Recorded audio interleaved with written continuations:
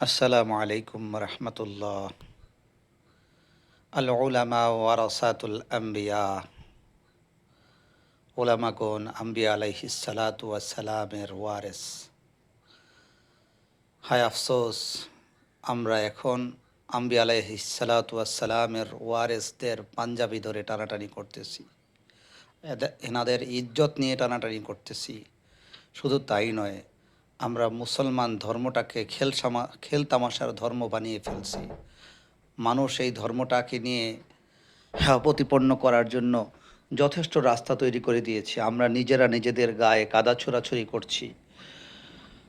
কি করে সম্ভব? আল্লাহর রসুলের আদর্শ আমরা নিজেরা খুব দাবিদার, অথচ এক ওলামা আর এক ওলামাকে খুব সুন্দর করে, খুব বাজে কটূক্তি করে তাদেরকে অপমান করতেছি, যা আল্লাহ রসুলের জীবনের আদর্শে কখনোই ছিল না এবং কখনো তিনি পছন্দই করতেন না কোনো ইয়াহুদি নাসারাকেও ছোট করা।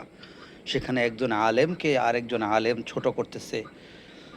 কতটা ছোট মন মানসিকতার মানুষ হয়ে গেছি আমরা। আমরা মুসলমান ধর্মটাকে খণ্ড বিখণ্ড করে ফেলতেছি।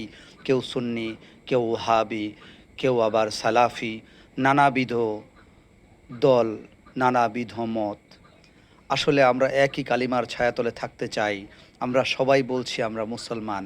যদি মুসলমান হই তবে এক কালিমাকেই বিশ্বাস করি, এক আল্লাহকেই বিশ্বাস করি, এক আল্লাহর রসুল সাল্লাল্লাহু আলাইহি ওয়াসাল্লামকেই বিশ্বাস করি। আর আমরা একে অপরকে গালি দেই, অথচ সবাই নবীর উম্মত। এক উম্মত আর এক উম্মতকে গালি দিচ্ছি। হায় আফসোস, আল্লাহর রসুল খুব কষ্ট পায়। আমরা নবীজির প্রেমে খুব মাতোয়ারা। নিজের মধ্যে নবীজির কতটুকু মহাব্বত আছে, নিজের বাহ্যিক এবং নিজের অন্তর্গত গুণ এর দিকে তাকালেই আমরা দেখতে পাই। আসলে আমরা নবীজিকে ভালোবাসি।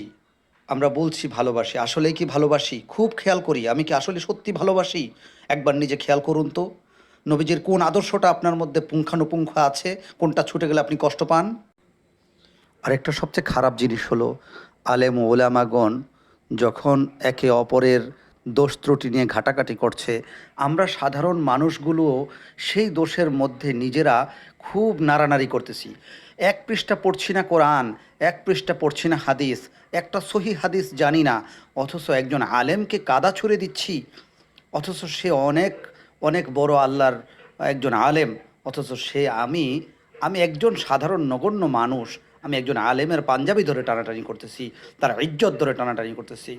কখনো আল্লাহ রসুল ক্ষমা করবে না। আসুন, এখনও সময় আছে, আল্লাহর কাছে তওবা করি, আখেরাতকে সামনে আনি। আমাদের আল্লাহর হুকুম এবং নবীর তরিকাকে সামনে নিয়ে, আখেরাতকে সামনে নিয়ে আমরা আমাদের কবরকে সুন্দর করি, জান্নাতকে সামনে আনি, জাহান্নাম থেকে নিজেকে বাঁচাই।